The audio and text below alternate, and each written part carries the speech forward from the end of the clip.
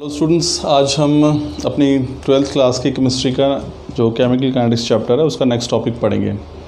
हमारा जो आज का टॉपिक है वो है रेट कांस्टेंट। देखिए स्टूडेंट्स, इससे पहले हमने एक लॉ पढ़ा था, लॉ ऑफ मास एक्शन। वहाँ पे हमने पढ़ा था, उसकी स्टेटमेंट एक बार हम रिवाइज कर लेंगे। जो at any given temperature the rate of chemical reaction is directly proportional to product of molar concentration of reacting species each raised to appropriate power. देखिए क्या है, हम इस पिछले लेक्चर में पढ़ चुके हैं, आप उसको वहाँ से देख सकते हैं। अब हम यहाँ पे एक जनरल रिएक्शन कंसीडर करते हैं। हम समझने की कोशिश करेंगे कि रेट कांस्टेंट है क्या और रेट कांस्टेंट की कैरेक्टरिस्टिक्स क्या हैं। तो यहाँ पे देखिए जनरल रिएक्शन हम लेते हैं जहाँ पे ए मोल्स ऑफ ए जो है वो बी मोल्स ऑफ बी से रिएक्शन करते हैं और बनाते हैं प्रोडक्ट। अब देखिए यहाँ पे हमने according to law of mass action rate कैसे हम लिखेंगे, rate will be equal to K, small K है A raise to power A, capital A raise to power A, capital B raise to power B, दोनों को हमने multiply किया है यहाँ पे। तो ये हमारे पास इक्वेशन है according to law of mass action. अब आपको पता है कि यहाँ पे जो के हमने स्मॉल लिया है ये क्या है, ये रेट कांस्टेंट इसे कहते हैं। This is also called velocity constant and also called specific reaction rate. तीन नाम है इसके, रेट कांस्टेंट, वेलोसिटी कांस्टेंट और स्पेसिफिक रिएक्शन रेट। अब इस रेट कांस्टेंट की अगर हम बात करें यहाँ पे, तो अब देखिए इसको हम डिफाइन करना चाहते हैं तो हम कोई अलग से डेफिनेशन नहीं बनाएंगे, यही से इक्वेशन से डेफिनेशन लेते हैं। देखिए हमने कि हमारे पास इक्वेशन क्या, rate is equal to k, this is concentration of a raise to power a, concentration of b raise to power b. अगर मैं इसकी वैल्यू भी 1 ले लेता हूँ और इसकी वैल्यू भी 1 ले लेता हूँ, अब यहाँ देख सकते हैं यानी के यहाँ पे है, ए की वैल्यू अगर मैंने 1 ले ली और बी की वैल्यू भी अगर मैं 1 ले ली, तो this rate becomes equal to k. दोनों को अगर 1 मल्टीप्लाई 1 कर हम करें तो this rate becomes equal to k. इसका मतलब क्या है, this rate constant k, this becomes equal to rate of chemical reaction when concentration of reacting species is unity or 1। यानी कि जो रेट कांस्टेंट है वो वास्तव में रेट ऑफ केमिकल रिएक्शन ही होता है जिस समय जो अभिकारक हैं उनकी सांद्रता कितनी हो जाए, 1 मोल्स पर लीटर, यूनिटी हो जाए। तो यहीं से देखिए दोबारा रेट जो है this is equal to k into a raise to power a, b raise to power b. ये इस इक्वेशन के अकॉर्डिंग है। अगर मैं इस टर्म को और इस दोनों टर्म को 1 यूनिटी बना देता हूँ, यानी कि कंसंट्रेशन ए की कितनी हो जाए 1 मोल पर लीटर और बी की कितनी हो जाए 1 मोल पर लीटर, तो ये दोनों वैल्यूज़ 1 हो जाएंगी। उस केस में के किसके बराबर हो जाएगा, रेट के बराबर हो जाएगा। तो यहीं से हम डेफिनेशन निकालेंगे रेट कांस्टेंट की। Rate constant is the rate of the reaction when the concentration of each reacting species is unity। तो रेट कांस्टेंट जो है वो वास्तव में किसी भी रासायनिक अभिक्रिया की दर ही होती है जिस समय जो अभिकारक हैं उनकी सांद्रता 1 मोल प्रति लीटर हो। जितने भी अभिकारक आप ले रहे हैं उन सभी की सांद्रता या जो कंसंट्रेशन है वो अगर 1 मोल पर लीटर हो जाती है तो rate constant becomes equal to rate of reaction.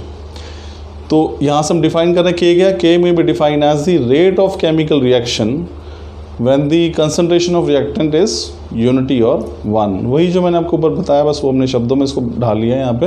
तो ये हमारे पास डेफिनेशन आ गई है रेट कांस्टेंट की। अब हम बात करते हैं कि हमें के यानी रेट कांस्टेंट के कैरेक्टरिस्टिक्स क्या है, गुणधर्म क्या है, कौन कौन से इससे हमें जानकारी मिल रही है। अब देखिए के जो है it is in fact it is a measure of rate of reaction, यानी कि ये जो है किसी भी रासायनिक अभिक्रिया की दर का परिमाप है। तो ध्यान रखिए जितनी ज़्यादा किसी भी रिएक्शन के लिए जितनी ज़्यादा रेट कांस्टेंट की वैल्यू होगी, इसका अर्थ ये है कि वो रिएक्शन उतनी ही तेज़ी से हो रहा है। मैं छोटा सा उदाहरण देता हूँ, एग्जैक्ट फिगर्स नहीं बता रहा हूँ। मान लीजिए 2 रिएक्शन है हमारे पास, एक पहली रिएक्शन के अंदर हमारे पास जो के है रेट कांस्टेंट की वैल्यू मान लीजिए कि 10 आती है, और दूसरा एक और रिएक्शन है उसके लिए हमारे पास के की वैल्यू जो है वो 100 आती है। तो ध्यान रखिए जो दूसरा रिएक्शन है वो फास्ट हो रहा है, तो जितनी ज़्यादा के की वैल्यू होगी रिएक्शन उतना ही फास्ट होगा। So greater the value of K faster will be the reaction. दूसरा पॉइंट देखिए, अब देखिए जो रेट कांस्टेंट है यानी के की जो वैल्यू है इट डिपेंड्स अपॉन टेम्परेचर। किसी भी रिएक्शन के लिए एक दिए गए तापमान पर के की वैल्यू हमेशा फिक्स होगी। मान लीजिए मैं एक रिएक्शन स्टडी कर रहा हूँ, ए प्लस बी मान लो प्रोडक्ट बना रहा है और तापमान है 25 डिग्री सेल्सियस। मान लो 25 डिग्री सेल्सियस पर के की वैल्यू जो है मान लीजिए कि वो कुछ भी है, तो अगर मैं उसी रिएक्शन को 30 डिग्री पे या 40 पे या 50 पे उसका अध्ययन कर रहा हूँ तो ध्यान रखिए अब उसकी वैल्यू बदल जाएगी के की। पहले वो 30 थी, अब वो कुछ और हो सकती है, वो बढ़ जाएगी या जो भी होगा वो हम उसमें देखेंगे अगले टॉपिक में। तो ध्यान रखिए कि जो रेट कांस्टेंट है उसकी वैल्यू जो है वो डिपेंड करती है टेम्परेचर के ऊपर। किसी भी दिए गए रिएक्शन के लिए एक दिए गए तापमान पर के की वैल्यू हमेशा फिक्स होती है।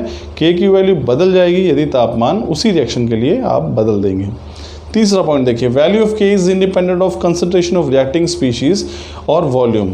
अब जो के की वैल्यू वो टेम्परेचर पर तो डिपेंड कर रही है, लेकिन ध्यान रखिए जो के की वैल्यू है it is independent of concentration of reacting species.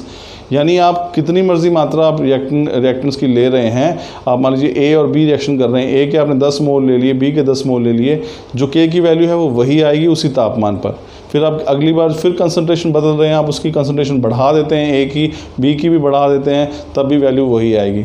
तो आप कंसंट्रेशन रिएक्टिंग स्पीशीज़ जो हैं, जो अभिकारक हैं, उनकी सांद्रता कितनी है इस बात पर के जो है उसका उससे कोई लेना देना नहीं है। के की वैल्यू या रेट कांस्टेंट की वैल्यू जो है वो हमेशा इंडिपेंडेंट होती है किसके, और the concentration of the reacting species and also to the volume. आप कितना आयतन ले रहे हैं, एक आप ए और बी रिएक्शन कर रहे हैं, ए आपने 1 लीटर लिया है, बी 1 लीटर ले लिया, के की वैल्यू वही आने वाली है। ए आपने 10 लीटर ले लिया, बी आपने 10 लीटर ले लिया, तब भी के की वैल्यू वही आने वाली है। तो वॉल्यूम कितना ले रहे हैं और कंसंट्रेशन कितनी है इस बात का के पर कोई असर नहीं है, वो वैल्यू इंडिपेंडेंट रहती है इन दोनों ही टर्म्स के। तो के जो है ना तो वो कंसंट्रेशन पर निर्भर करती यानी कि सांद्रता पर, और ना ही वॉल्यूम पर यानी कि आयतन पर। चौथा पॉइंट देखिए, जो के, अब देखिए हमारे पास हर एक फिजिकल क्वांटिटी को डिस्क्राइब करने के लिए, उसको मेजर करने के लिए एक जो है यूनिट होती है। यहाँ पे अगर हम बात करें के की यूनिट्स की, तो के की यूनिट्स इस बात पर डिपेंड करते हैं कि रिएक्शन का ऑर्डर क्या है। तो फिलहाल अब इस टर्म को सिर्फ ध्यान रखिए, हम इसको जब इस टॉपिक को ऑर्डर ऑफ रिएक्शन जो है वो हम सेपरेट अलग से पढ़ेंगे इसको। तो फिलहाल आप ध्यान रखिए कि के के जो यूनिट्स हैं depends upon the order of reaction. तो उसके यूनिट्स क्या होंगे के वो इस बात पर निर्भर करेगा कि जो रिएक्शन जिसका अध्ययन हम कर रहे हैं वो कौन से ऑर्डर का है, उसका ऑर्डर 1 है कि उसका ऑर्डर 2 है कि उसका ऑर्डर 0 है, वो हम उसी हिसाब से उसके यूनिट्स जो हैं वो तय होते हैं। तो कोई फिक्स यूनिट नहीं होता के का। पांचवी, अगर हम लास्ट पॉइंट जो इसकी कैरेक्टरिस्टिक की बात करेंगे, तो ध्यान रखिए स्टूडेंट्स, अगर हम रिवर्सिबल रिएक्शन की बात करते हैं तो आपने पढ़ा है कि रिवर्सिबल रिएक्शन 2 प्रकार से हो रहे हैं, फॉरवर्ड रिएक्शन भी हो रहे हैं और बैकवर्ड रिएक्शन भी हो रहे हैं। तो ध्यान रखिए अगर कोई रिवर्सिबल रिएक्शन होता है उसके लिए के की वैल्यू जो है वो फॉरवर्ड रिएक्शन के लिए और बैकवर्ड रिएक्शन के लिए डिफरेंट होती है। अगर वो रिएक्शन फॉरवर्ड है तो उसके लिए हम के एफ लिखते हैं, this is rate constant for forward reaction. अगर वो बैकवर्ड डायरेक्शन में हो रही है तो उसके लिए हम के बी लिखते हैं, के बी मतलब rate constant for backward reaction. तो स्टूडेंट्स ये टॉपिक था हमारा, हमने रेट कांस्टेंट को यहाँ पर डिफाइन किया और रेट कांस्टेंट की हमने कैरेक्टरिस्टिक जो है वो स्टडी किए। So this was all about this topic students, thank you.